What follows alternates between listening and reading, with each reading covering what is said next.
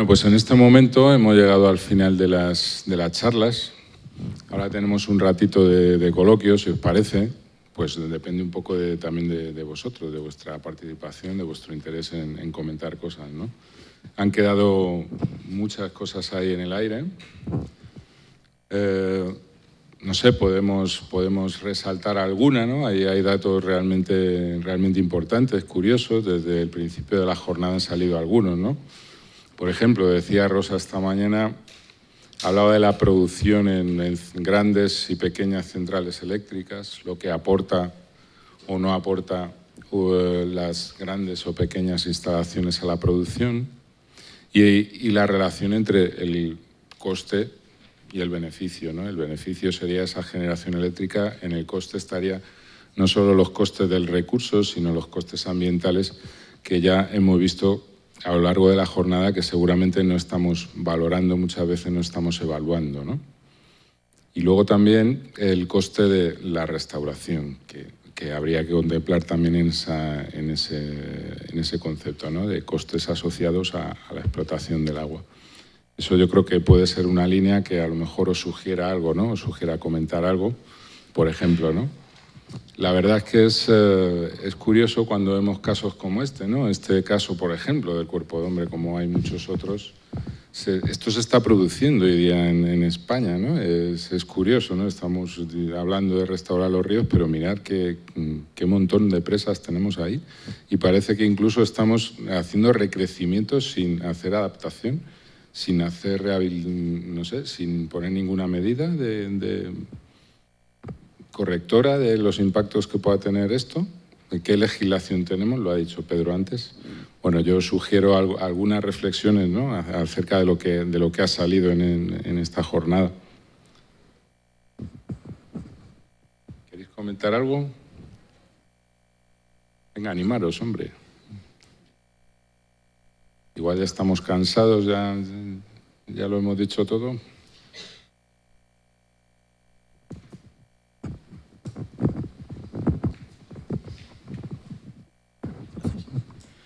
Me gustaría preguntar si alguien conoce algún caso donde el antiguo concesionario haya costeado al menos el importe de la obra de eliminación, tal y como obliga la ley.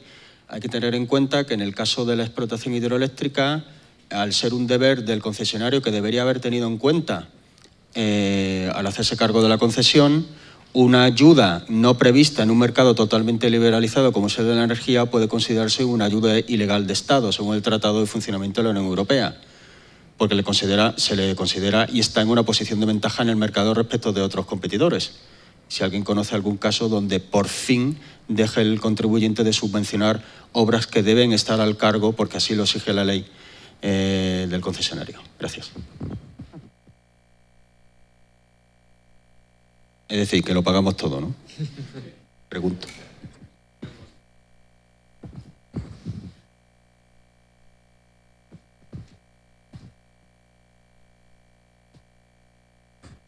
Ya que has hablado de eso, el paso anterior sería, que es lo que van a hacer, es cuando es sobre todo un aprovechamiento hidroeléctrico que siempre es productivo económicamente, ha habido una serie de ellos que han caducado y yo creo que las confederaciones lo que pretenden, como has comentado tú, es volverlos a mantener.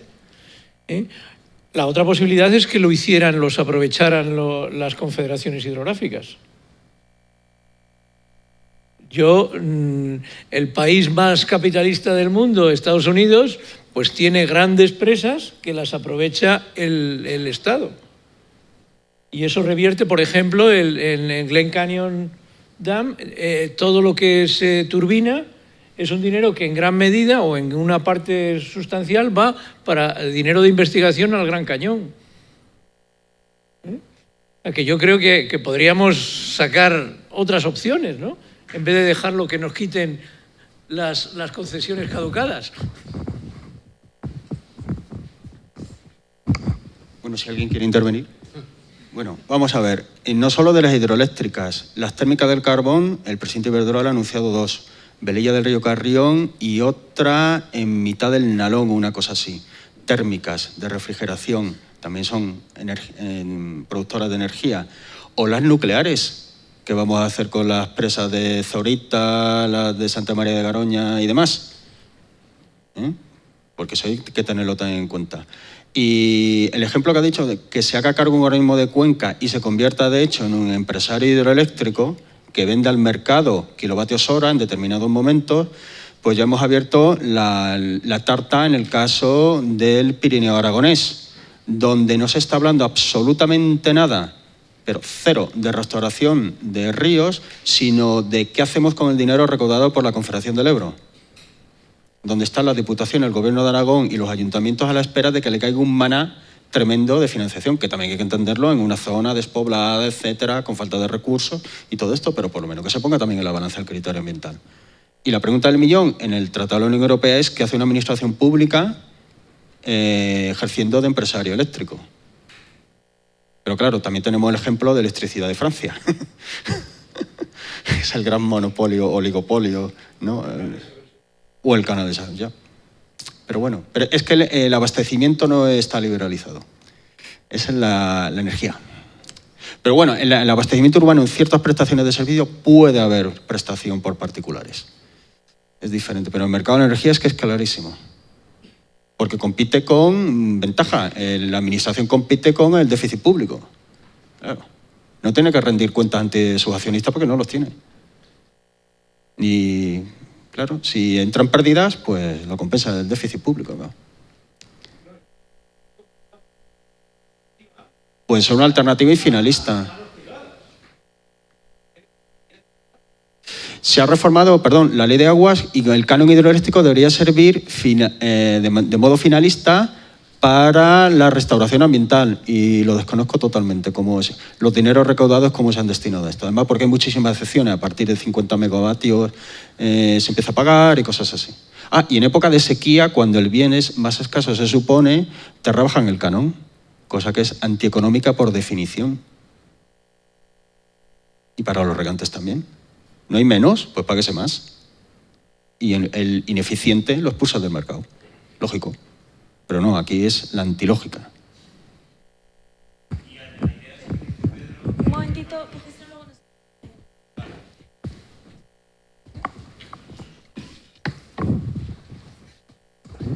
Bueno, nosotros hemos hecho un estudio sobre recuperación de costes y viendo la práctica que están haciendo las confederaciones, el reparto de ese canon hidroeléctrico, el 98% creo que es, una cifra altísima, queda a disposición de los presupuestos generales, por lo cual queda diluido en el reparto que se quiere hacer desde la Administración Central a las confederaciones hidrográficas, con lo cual el carácter finalista desaparece completamente.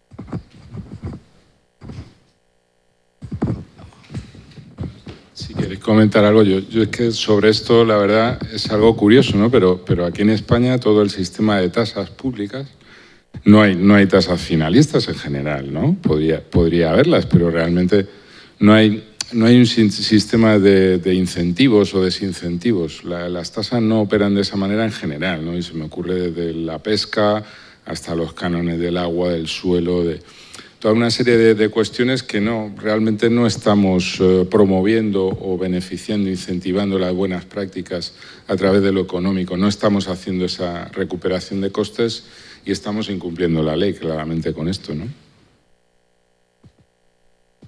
Yo es que tanto los cánones del agua y de la regulación, eso no son los costes ambientales de la regulación propiamente dicha.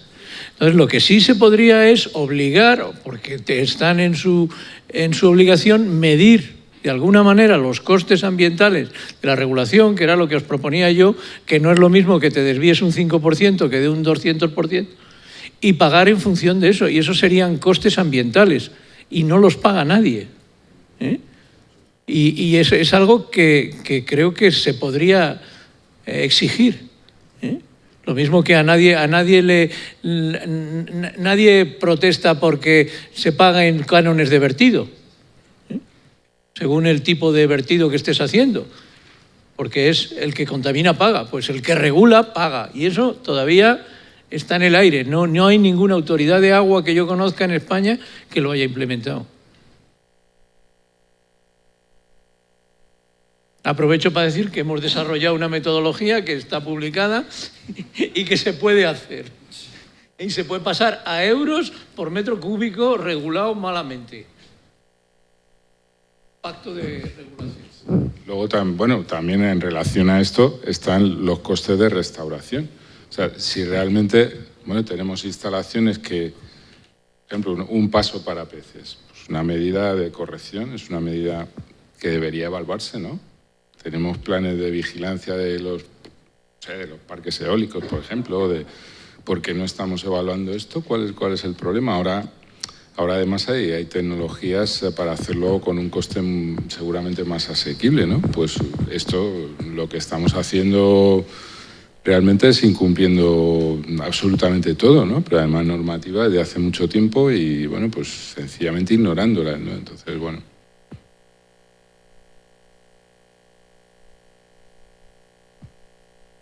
¿alguna cosita más? Es que realmente son cosas curiosas las que pasan en España, ¿no? Ahora con el tema de Barbellido, que comentaba antes Alberto, pues tenemos, por ejemplo, una concesión que ha llevado un expediente de caducidad donde realmente no se ha llevado a término por una sentencia judicial y realmente tú llegas allí, ves aquella presa, salvando que la presa se hizo 2 metros por encima de la cota de proyecto, que ya es decir, es que luego encima hay una escala para peces que no se puede dominar así, que es que te entra la risa o realmente el llanto cuando llegas allí, ¿no? Entonces, y esto es posible que suceda en un expediente de caducidad, no hay una capacidad técnica para evaluar eso, yo pregunto, ¿no? Es una cuestión que me... Si hay alguien de algún organismo de Conca presente por aquí, me gustaría incidir en una cuestión de gestión facilísima y baratísima. Como todo el mundo sabe, todo el mundo nos leemos los boletines oficiales de la provincia todas las mañanas. El de Cuenca, el de Lugo, el boletín foral de Guipúzcoa, nos entretenemos un ratito en eso. ¿Hay alguna confederación, que es donde se publican las extinciones concesionales y los anuncios de información pública, salvo las comunidades autónomas uniprovinciales, ¿no? Entonces, en el País Vasco hay que mirarse 4 boletines oficiales al día, ¿eh? El del vasco y cada uno de los del territorio foral. Por ejemplo, la Confederación Hidrográfica del Cantábrico lo suma y en la sección de información pública incorpora el enlace, con lo cual se ahorra un trabajo tremendo.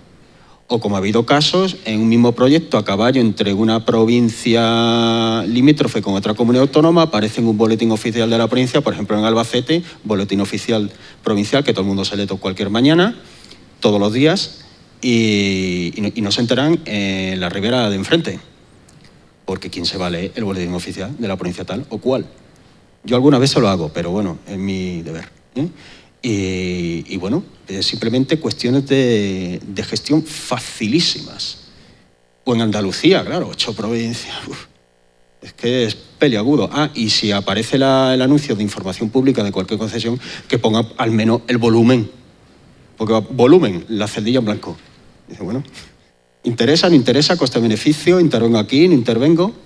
Otra cuestión, que realmente se examine el historial, el tracto jurídico de esa concesión.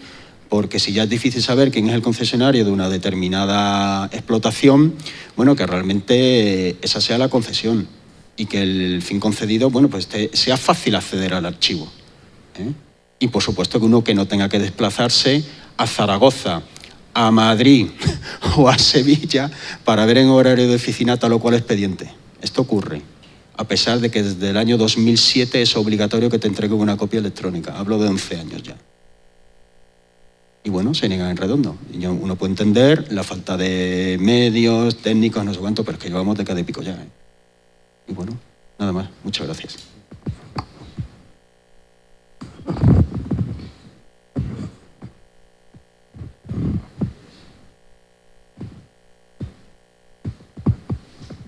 Venga, ¿os animáis? Bueno, pues nada, si no os animáis, pues nada.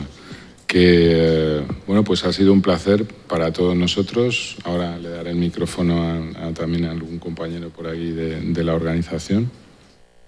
Y bueno, sobre todo que bajéis esa aplicación, que localicéis barreras, que nos ayudéis a reconectar los ríos, que lo hagamos todos juntos. Y mira, Diego, ahí, te ha dado tiempo a pensar. Muy bien. Yo tengo una idea que ahora la voy a decir en castellano, pero luego lo voy a decir en inglés porque el objetivo serían nuestros colegas de Europa. Se refiere al tema del trasvase Tajo Segura. El trasvase Tajo Segura es un impacto muy grande para todo el Tajo y es un beneficio muy grande para toda la zona del Segura, de Almería, de Murcia, etcétera, etcétera, ¿no? Lo que sí podíamos hacer es que en esas zonas los productos de regadío que se producen en esos sitios, las que no utilizaran el trasvase Tajo Segura tuvieran una etiqueta, de tal manera que en Europa no compraran ningún producto de verdura o de naranjas o de lo que fuera que no tuviera. Es una cosa de calidad, ¿no? I want to say it in English in order because this is mainly focused on people from Central Europe or from Spain at least. The idea is that in Spain we have a lot of regulation, and one important issue is the water transfer from the Tajo Basin to the Mediterranean Basin. This is a very important issue because the Tajo gets out of good water. It's water coming from the head streams, and the rest of the Tajo receives the water from the Jarama, with all the garbage that Madrid sends to Toledo. Toledo also, its own sewage goes to the Tajo, and it's a shame, really, because there is no dilution. So my proposal is that in order to reject the water transfer or to oblige to pay a tax or environmental costs, to ask for the people that produces, I don't know, oranges or whatever vegetables that is produced in Valencia, in Murcia and Almería, that have a label say, this is not irrigated with Tajo Basin water. In order to people in Central Europe can say, well, I'll buy this orange because it's not irrigated with water from the Tajo. It's an idea. I don't know if it's stupid or just, but I think it's the best way to send the preferences. I don't know. I just put it in the air.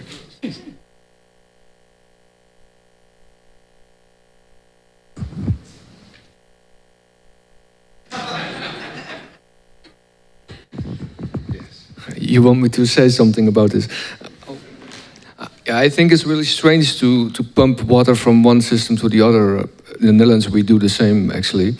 And it just creates new problems for invasive species too, because if you pump water from one system to the other, you pump fish or invertebrates from one system to the other. It's happening from the Danube to the Rhine system.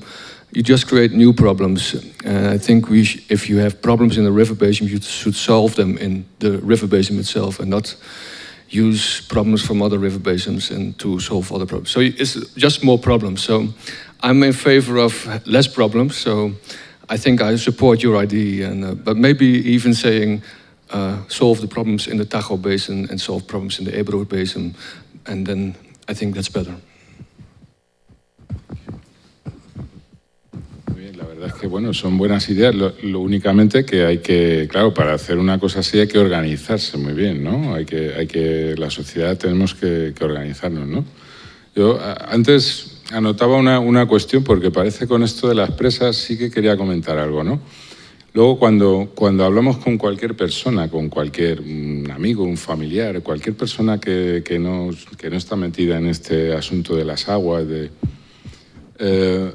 claro, es muy difícil transmitir esta cuestión, ¿no? Trascender un poco la fe, porque aquí hay una lucha entre la razón y la fe, ¿no? Claramente. Hay muchos debates en nuestra sociedad, todavía está eso ahí. Y con el tema de las presas hay mucha fe. O sea, es muy típico no, es que las presas son buenas, o sea, y da igual, ahí no hay matices, eso es una cuestión de fe, ¿no? También pasa con otras cosas, ¿verdad, Javier? Con las repoblaciones, son buenas, ese tipo de cosas, ¿no? Todo, o sea, cosas que son buenas, que tienen el marchamo de algo positivo, algo netamente positivo, no hay discusión, no hay alternativa, y si planteas una alternativa eres contrario a las presas. Esto es muy negativo y es algo que se da mucho en la sociedad, ¿no? Y cada vez más. Yo cuando era más joven pensaba que esto avanzaba, ¿no? Que la racionalidad avanzaba, que era algo que se iba a ir imponiendo por la propia naturaleza de la lógica de las cosas, ¿no? Pues no, ahora no pienso lo mismo. Igual soy un poco más pesimista o a lo mejor un poco más realista, pero es que no es lo que veo. Y por eso es muy importante que todos y cada uno de nosotros, que en nuestros actos y también en nuestras palabras y en nuestras relaciones, comuniquemos esta cuestión que es sencilla, es bien fácil y sencilla. No es una cuestión de que ahora hay que tirar todas las presas o que ninguna presa sirve para nada, ¿no? O sea, no hagamos demagogia, ¿no?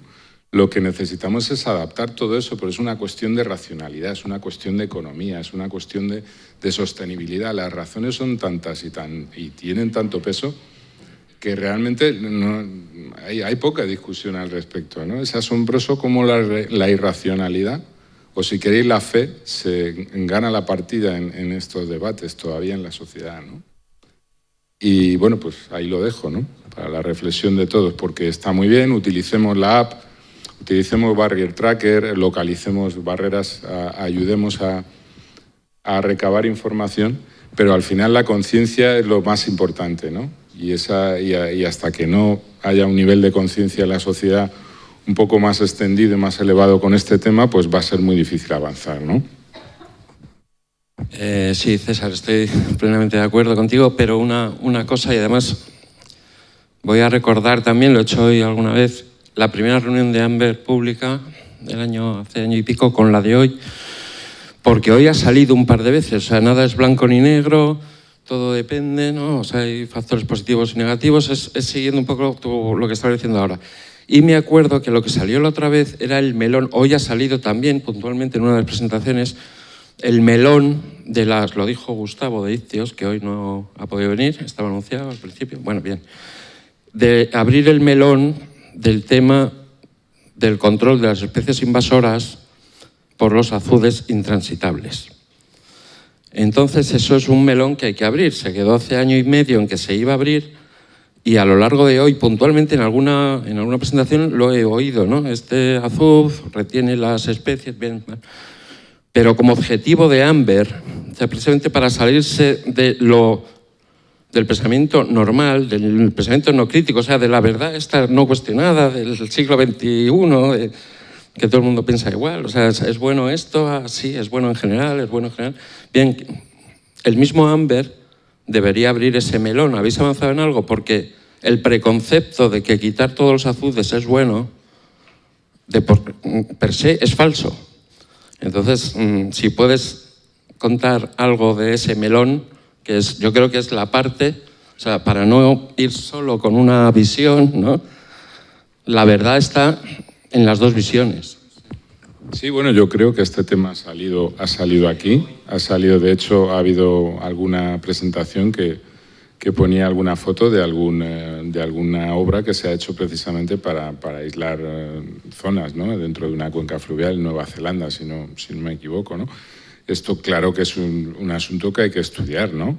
Hombre, probablemente tendremos que estudiarlo desde una perspectiva, creo yo, integral, ¿no? O sea, si renaturalizamos los ríos, si conseguimos renaturalizar los ríos, ahora bueno, hay que ver cómo se hace eso, probablemente habría, bueno, pues barreras a lo mejor que ahora están haciendo una función de aislamiento de especies que si tuviéramos un grado de naturalidad mayor entre tramos de ríos regulados o no regulados, pues no sería ese el punto crítico, ¿no? A lo mejor, ¿no? Entonces tenemos que ser abiertos en el debate, pero para todo. Lo que hay cosas que no se conocen tampoco muy bien, ¿no? Por ejemplo, yo he oído con tramos trucheros, ¿no? Pues tenemos una población genéticamente pura arriba, un obstáculo y una población con cierta introgresión genética aguas abajo. Y hay opiniones para distintos gustos, ¿no?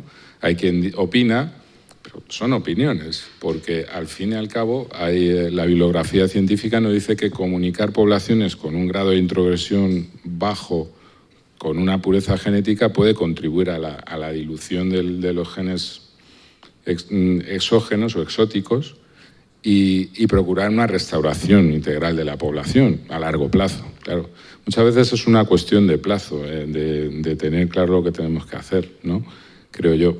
Pero bueno, al final llegamos al problema en una barrera concreta, en un momento concreto. Pues sí, en ese momento hay que evaluar y decidir, ¿no?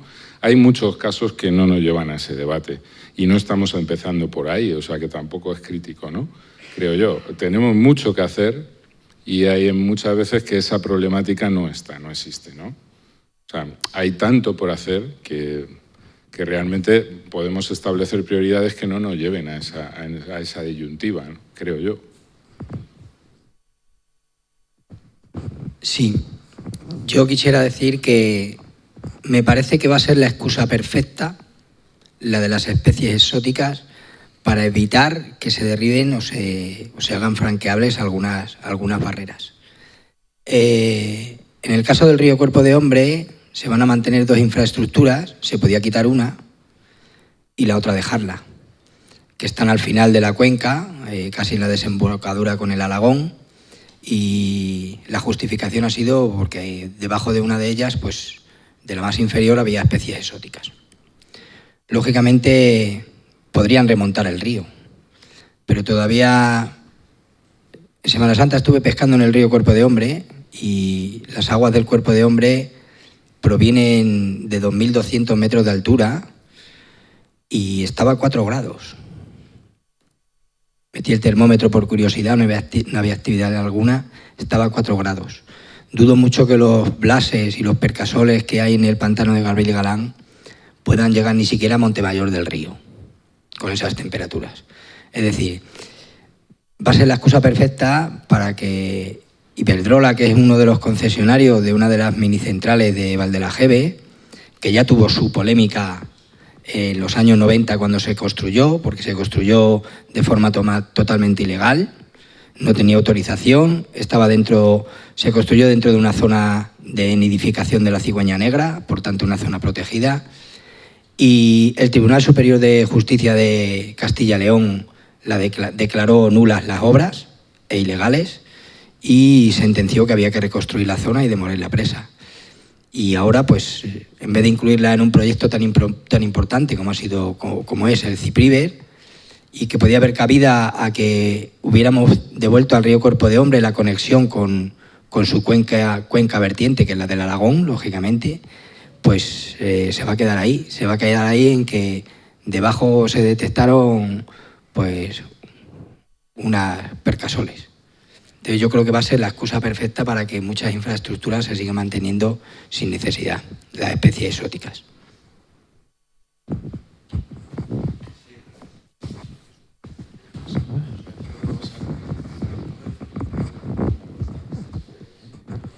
Sí, yo estoy contigo. En general, en las aguas trucheras, por lo menos vamos a dejar las aguas trucheras con una claridad de ideas en la que la liberación es bastante más tranquila porque están poco invadidas con el tema de las exóticas.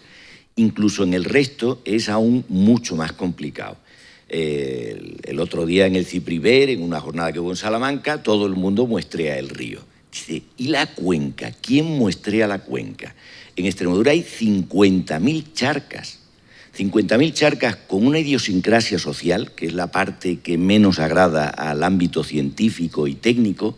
La parte social te la tienes que comer a diario, con todas sus historias. Y no hay ninguna cátedra que la recoja. La recoja, digo, de manera no brillante, ¿sabes? Y esa te la tienes que comer. ¿Qué pasa con esas 50.000 charcas? Vas por el campo y dices, ¿y esta charca puede tener cualquier pez? Dice, no, esta charca vierte a una cuenca. Un año como el que estamos teniendo, están vertiendo cientos de charcas. ¿Y qué vierten? Y también hace poco, en un programa de una jornada de exóticas invasoras, que parecía la Casa de los Horrores, se estudiaba todo, pero había muy poca actuación. Os pongo un caso para los que gestionamos pesca. Tienes que sustituir lo que hay. No se hablaba en el tema de exóticas invasoras, el tema de sustitución era tabú. Era tabú. Preferían prohibir el lagarto, o sea, el lagarto no, la tortuga de Florida, que hablar de admitir el galápago leproso, que es lo que ha tenido todo el mundo en el tema de las mascotas. Bueno, pues con las charcas tienes que sustituir. Y hay muchos de los que están muestreando ríos que no se dan cuenta de que el efluente o la principal invasión de exóticas invasoras no viene por el curso, viene por el extravasamiento de años como este, que están largando desde una posición de ventaja en la que sobreviven al estiaje y a las corrientes bravas. Desde esa posición de ventaja están emitiendo exóticas invasoras a los cursos. Incluso hay algo que también se aborda, qué sé yo, en Francia ya llevan mucho tiempo con ello, que es que todos los titulares de aguas embalsadas son los principales emisores involuntarios de especies exóticas invasoras. ¿Cuántos dispositivos hay en España para que no, en el desagüe de fondo o en el aliviadero de superficie, no se emitan esas especies exóticas invasoras desde una posición de privilegio que tienen, que es esa masa de agua quieta en la que sobreviven a las inclemencias a las que sobrevivirían los peces nativos, que son el estiaje y la corriente fuerte?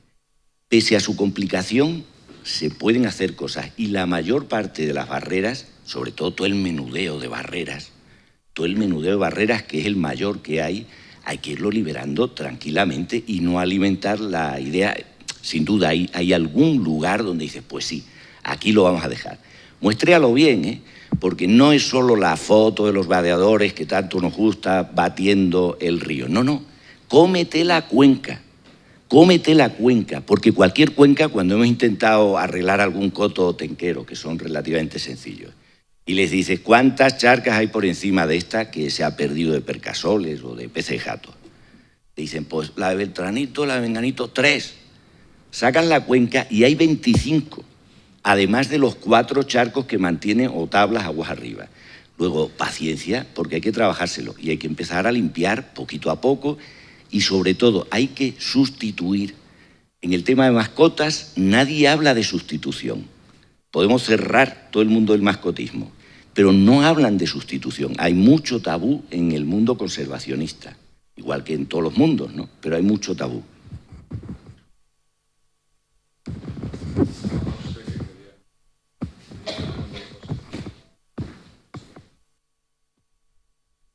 No. Bueno, que no sé si alguno no me conocéis. Yo no defiendo el tema de tal, ni que si se puede usar como justificación, ni no, o que aún no se conozcan muchos datos. Bien, yo solo planteo que en esa Amber yo había entendido que se iba a plantear como línea de trabajo y como una publicación, y era pedir información, nada más. Y lo único que estoy diciendo es que es algo que la academia, hoy estamos aquí en la academia, deberá preocuparse por investigar y dar a las administraciones los datos de ahí. Ahora Diego en privado me estaba diciendo lo de algún sistema de medir las especies, ¿no? O sea, quiero decir, hay muchas maneras de afrontar el tema, y yo lo único que estoy diciendo es que se desconoce ese tema y que es algo ambivalente, es la otra cara de la moneda.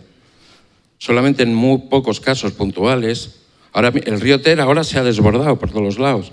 Y el hombre de la asociación del río Ter, que en muchas jornadas va por ahí, nos explicó una vez una retirada de un azuz y otro azuz que había más abajo. Este no lo hemos tocado porque aquí estaba evitando. O sea, quiero decir, es el caso puntual, el caso tal. Habrá que demostrar genéricamente, habrá comunidades autónomas que les pueda servir de excusa, o confederaciones. Pero ahí está el tema del conocimiento básico, porque una excusa es una excusa, pero se puede. Y además aquí hay un abogado, se puede discutir, se puede destruir esa excusa con datos. Entonces yo lo único que le pedí a Amber es que avanzaran en esa línea también, que no se les olvidara, porque había salido en una presentación muy puntual. Bueno, a ver, es una línea, de hecho se cita como uno de los beneficios, los posibles beneficios de las barreras, junto a, pues, al uso que se puede hacer de la infraestructura para aprovechar el agua. Quiero decir, que en el caso de las barreras sin uso, pues es un tema que se menciona expresamente.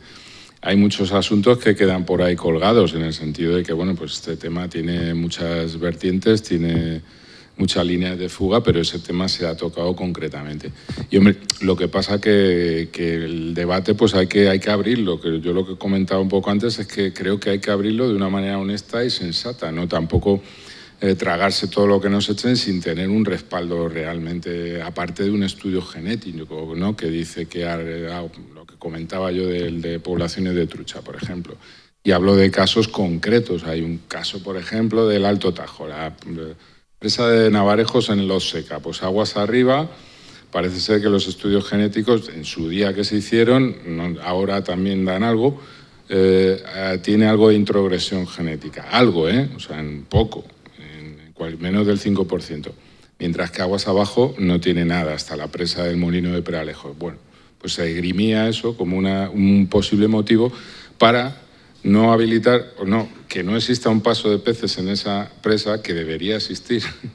Es una concesión de mitad de los años 90, ¿no? O sea, hay cosas que no se entienden muy bien, porque a lo mejor ese no es un argumento con la solidez necesaria para justificar esto, ¿no? O sea, tampoco podemos justificar las cosas agarrando el rábano por las hojas, creo yo, ¿no? Hay que ser serios. Y en esto, pues creo que hay que ser muy serios, ¿no? En los temas de franqueabilidad, de conectividad, ¿no? Pues estamos trabajando con infraestructuras que están ahí. Vamos a trabajar con un plazo, con una sensatez y estudiando las cosas, ¿no?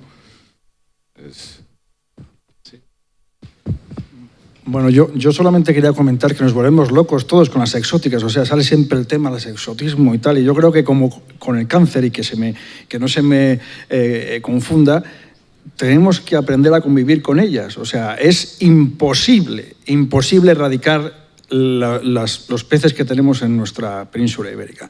Y entonces yo creo que los peces es una consecuencia de nuestros ríos, y si nuestros ríos, como estamos viendo aquí, que Gonzalo ha mostrado todo con 1 millón de puntos rojos, ¿no? Y verdes, es decir, si nuestros ecosistemas son leníticos, ¿no?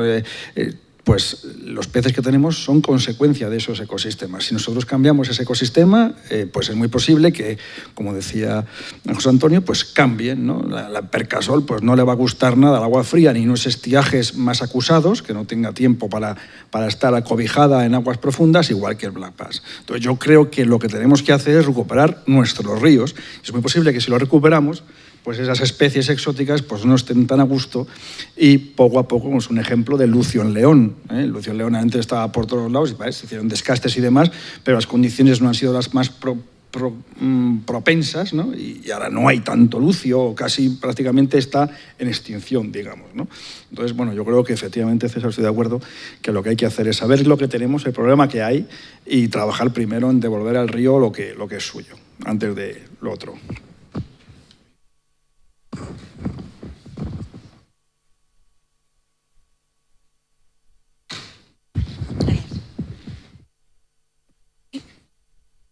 Bueno, yo como bióloga y ecóloga de ríos me gustaría ampliar un poco el campo de visión que hemos visto hoy y decir que la fragmentación de un río no solo se limita a fauna, o sea, pues a peces, macroinvertebrados o a dinámica de sedimentos, que la fragmentación también afecta a muchos procesos que se dan en el río, que son muy importantes para calificar un río como saludable. Entonces, pues no sé, me gustaría que también la gente se quedase con que no una calidad buena del río significa tengo peces exóticos, no tengo, no sé, eso sin más, los hubiese.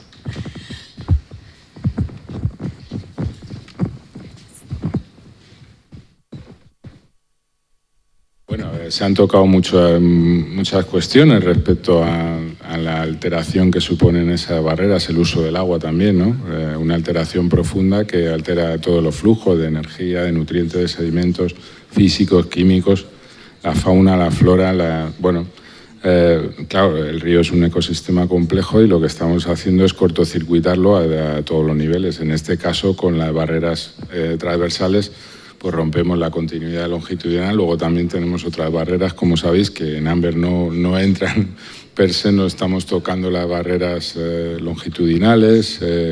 Bueno, como sabéis, los ríos, pues han salido cosas. Por ejemplo, Diego pues ha enseñado esas imágenes del vuelo del 56, ¿no? Que son bastante significativas, ¿no? Realmente de lo que los cambios estructurales que estamos provocando a largo plazo en una escala que lo único que podemos hacer parece ser es constatar a lo largo del tiempo esos cambios, pero realmente la pérdida, bueno, pues es algo que muchas veces no estamos pudiendo medir. A mí sí es algo que me obsesiona un poco, ¿no?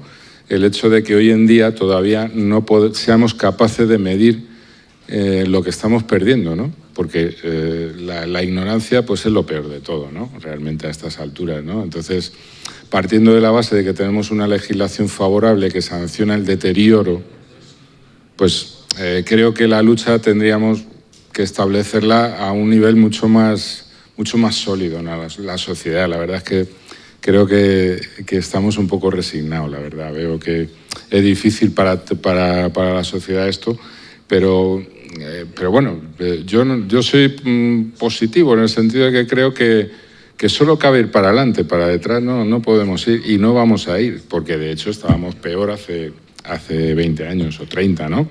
Luego entonces algo avanzamos y algo se consigue, ¿no? A pesar de que hay algunas derrotas, ¿no? Como eso de Barbellido, que uno se queda espeluznado y se queda uno hundido, ¿no? Y no hablo ya de nosotros que nos dedicamos a esto, que vivimos en la utopía un poco, ¿no? Sino incluso los propios técnicos, ¿no? Ese hombre que lleva ese expediente de caducidad, ¿no? Cómo se queda ante esa sentencia, ¿no? La verdad es que hay cosas que son... pero realmente, bueno, como digo, el que la sigue la consigue. Y sí que hay que demostrar las cosas. Yo creo que es muy importante documentar las cosas, porque si no, sí que es imposible. Intentemos por lo menos avanzar en eso también, no exigir algo que además es perfectamente exigible y establecido está. Hola, buenas. Yo solamente quería preguntar no sé si a Amber, a AEMS o a algún organismo que hay aquí, si se tiene previsto elaborar algún tipo de material, de manual de buenas prácticas, manuales técnicos, en el que se contemplen estos temas de los que se está hablando, ¿no? Para que se tengan en cuenta, ¿no? A la hora de hacer algún tipo de trabajo de este tipo. Supongo que es un estudio caso por caso siempre, ¿no? Pero vamos, algún manual, no sé hasta qué nivel de profundidad. He visto colgados algunos en red por ahí que hay en Estados Unidos, no recuerdo el organismo, ¿no? Y creo que es una buena idea para la gente que no tiene conocimiento acerca del tema, ¿no?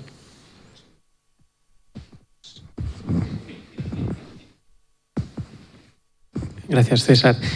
Bueno, yo quiero decir que se me olvidó comentar antes que el informe que hemos presentado, que fue a petición del CIREF, está en la página web de Wetlands International y lo podéis descargar ahí, está en inglés, pero bueno, se entiende bastante bien y no es una guía de buenas prácticas, es más bien como un estado de la cuestión de cómo se encuentra la fragmentación en los ríos españoles, pero bueno, te da algunos consejos de cómo puedes empezar a enfocar algún estudio o cómo afrontar el problema, porque al hilo de lo que decías antes, César, de la ignorancia es un problema y si queremos que la gente conozca esto, tenemos que ser nosotros los que en vez de quedar esta información aquí, tiene que salir y tenemos que ser los primeros divulgadores, ¿no? de este problema que existe y hay que salir a decirlo, ¿no? a todo el mundo que es, especialmente en España, que hay un problema de fragmentación grande que está afectando a más cosas de las que tenemos consciencia, ¿no?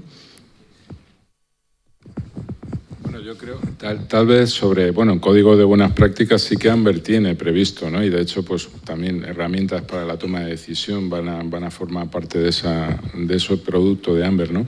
No sé si Rosa va a comentarnos algo sobre esto también. Sí, de hecho hay uno previsto para finales del proyecto, que será para el 2020. De hecho, lo tenemos como deliberable en la Fundación. Y luego, bueno, uno de los productos grandes será el Atlas, con todas las barreras a nivel europeo, que en principio está previsto que salga bien para finales de año o bien para principios del que viene. Y por último, como publicaciones, sí que hay previstas también varios artículos, ya sabes, de los 20 socios, muchas son universidades y gran parte son investigadores. Ahora mismo tenemos siete artículos, me parece, publicados, que están todos colgados en la web y seguramente se publicarán muchos más. Sí, bueno, además partiendo de la base de eso, lo que comentabais sobre, es muy importante la transferencia de conocimiento, la investigación, ¿no?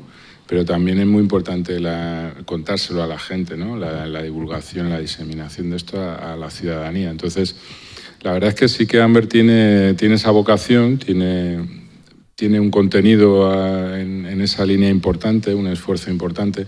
También creo que Dan Removal Europe parte un poco de esa base, ¿no? de esa concienciación, de esa sensibilización a escala de la ciudadanía. Es esencial, ¿no?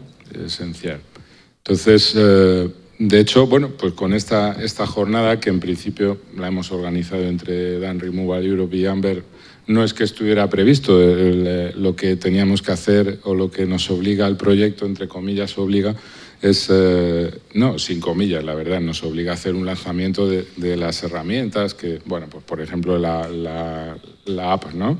La app móvil. Pero esto se puede hacer de muchas maneras, ¿no? Nosotros creemos que, por ejemplo, este tipo de reuniones son positivas, traer que esto esté en la universidad, que venga gente que está estudiando, que está investigando, que está trabajando en esto, que tiene curiosidad incluso solamente.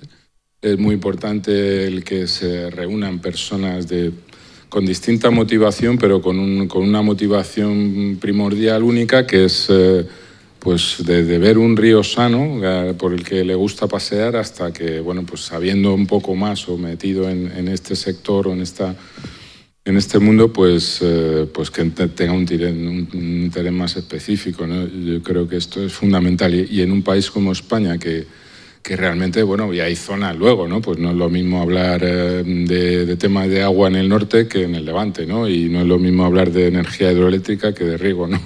Entonces, que puede cambiar mucho, pero en realidad hay una base común, y es que en la sociedad, yo hace poco en el Facebook, por ejemplo, pues surge el debate, ¿no? A tenor de las especies invasoras, precisamente, ¿no? Porque claro, hay un sector de usuarios, de recreativos, por ejemplo, ¿no? Que no les estorba que haya nuevos embalses, ¿no? Porque no les estorban los que hay.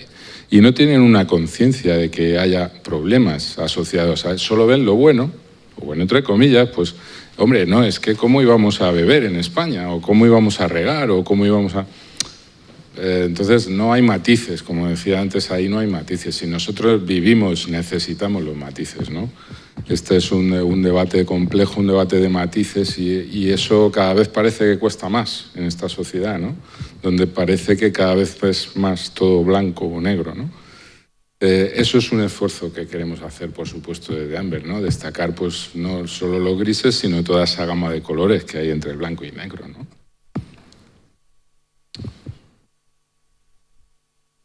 Venga, anímense. Es verdad, seguro. Claro, es cierto. ¿Queréis decir algo? Sí.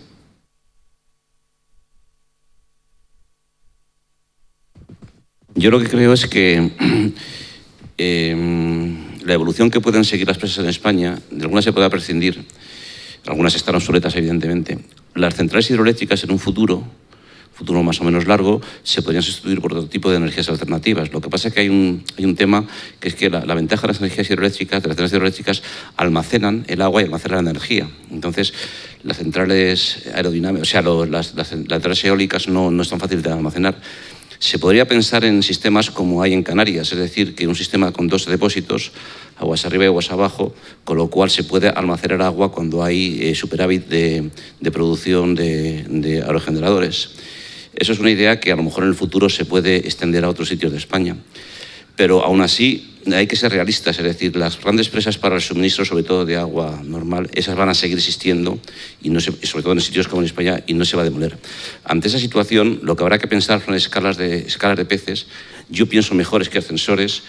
del tipo como se están haciendo, como se han hecho, por ejemplo, en Viena, en Austria, se hicieron yo conozco una, que la he visitado, es un río artificial, es un bypass de lo que se llama rápidos y remansos de 2,5 kilómetros.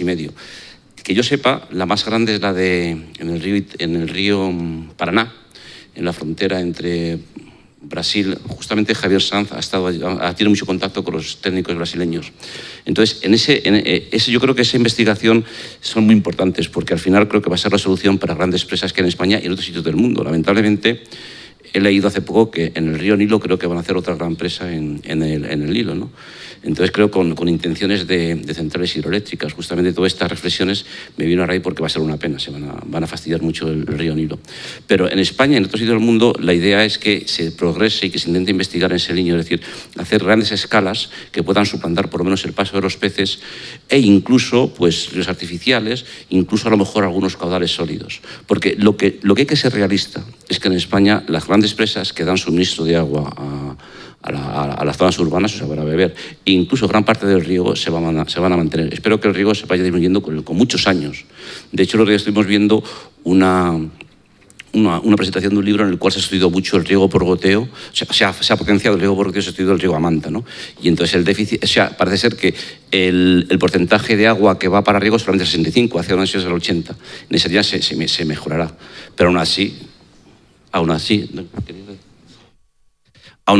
van a seguir existiendo.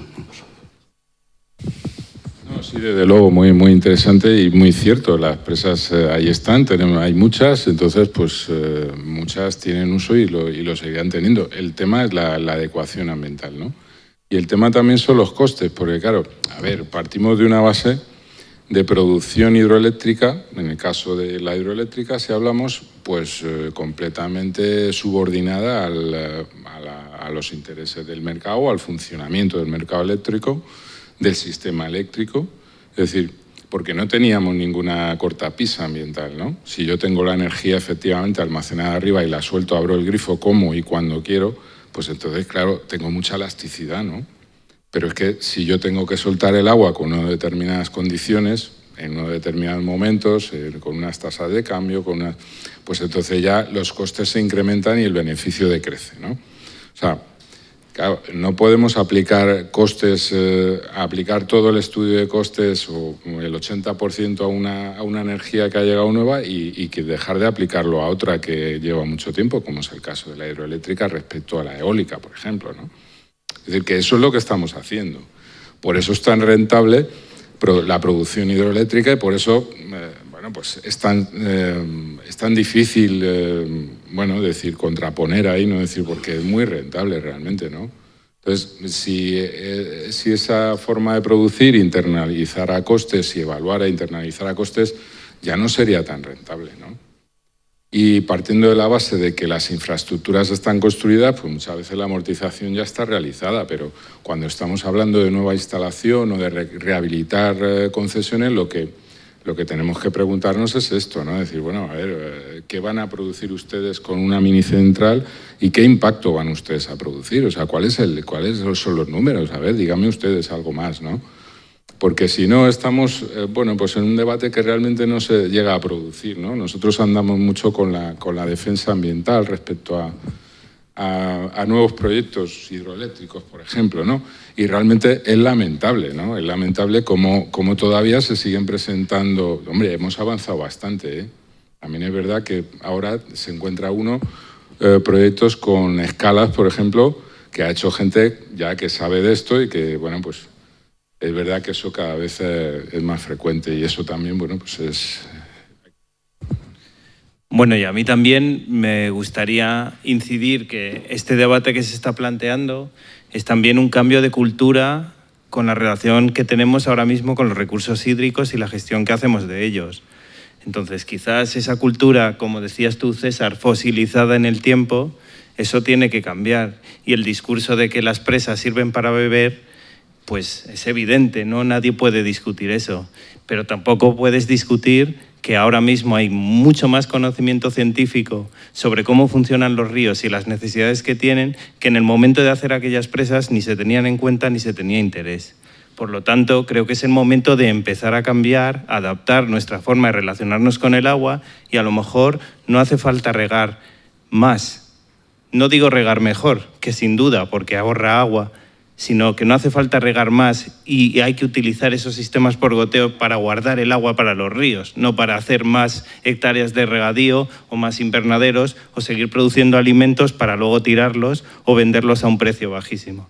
Entonces, ese debate y este tipo de proyectos contribuye a meter esa idea en la conciencia de la ciudadanía en general de que tenemos que cambiar nuestro discurso y tenemos que cambiar nuestra relación con el agua y los recursos naturales en general.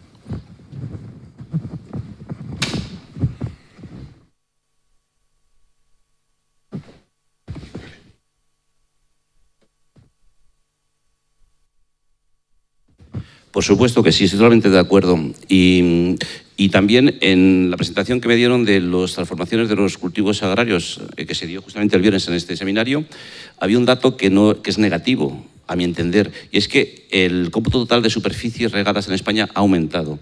Lo que pasa es que hubo una gran transformación de riego a manta por riego por goteo, y eso es lo positivo. Es decir, yo viajo, cuando se viaja, por ejemplo, a Andalucía y demás, y en la Castilla-La Mancha se están poniendo riegos de olivos y de viñedos que antes nunca se ponían. Lo que pasa es que sí es que es cierto que se ha disminuido el 80%, el 60%, pero sí que es cierto que la línea se va a disminuir mucho más la necesidad de agua y sobre todo es a intentar aplicar la legislación vigente. O sea, es que hay una cosa que es totalmente...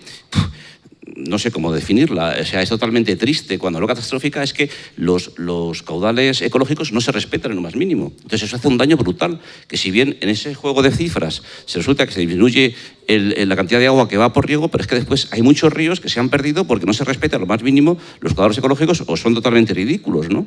Y es porque no se ha aplicado la legislación vigente todavía. Es decir, por supuesto hay que mentalizarlo, lo que pasa es que lo que hay que hacer es intentar aplicar las leyes que existen que gran beneficio llevan a crear. Pero vamos que sí, incluso el consumo en un futuro, yo hablo de un futuro bastante lejano, yo pienso que las centrales hidroeléctricas acabarán disminuyendo. Incluso hay que pensar en países como son el problema del agua, Israel va a la cabeza, entonces ahí reciclan todo, es decir, el agua que llega a las depuradoras y la depuran casi a nivel de volverla a utilizar de nuevo, ¿no? Entonces, eso simplemente es un coste económico, pero se puede hacer. Entonces, esas cosas, a larga, lo que va a hacer es que se va a disminuir mucho la necesidad de agua y de presas. Pero claro, todavía queda por hacer. Pero sí que se conseguirá y en un futuro a lo mejor habrá menos presas, pero cuando se haya hecho todo eso, en Israel ya lo hacen.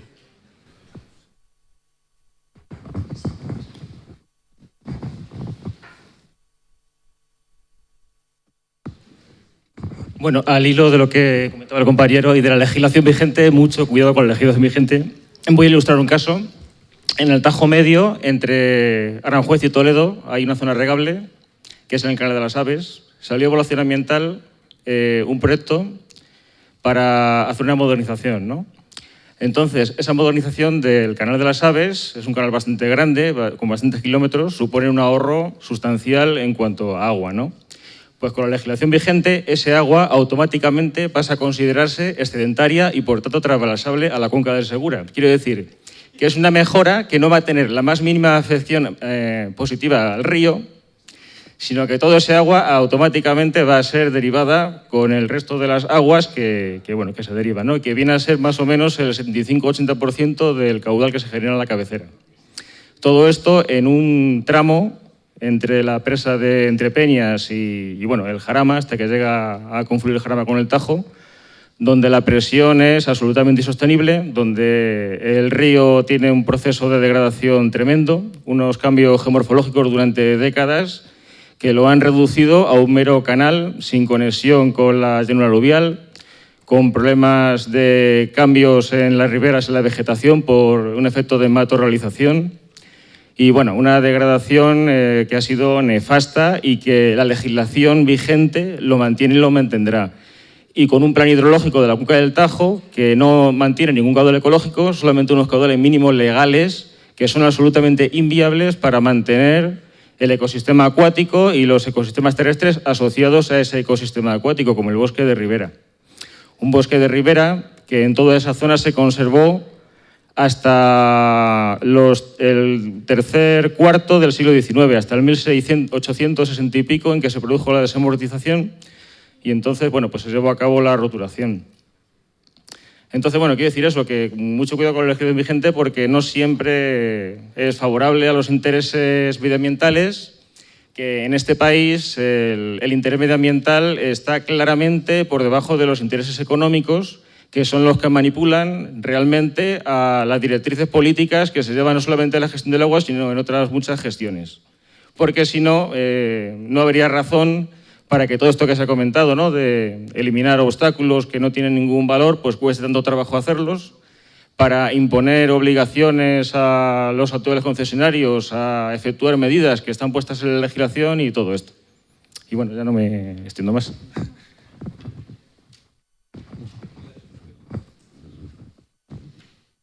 Bueno,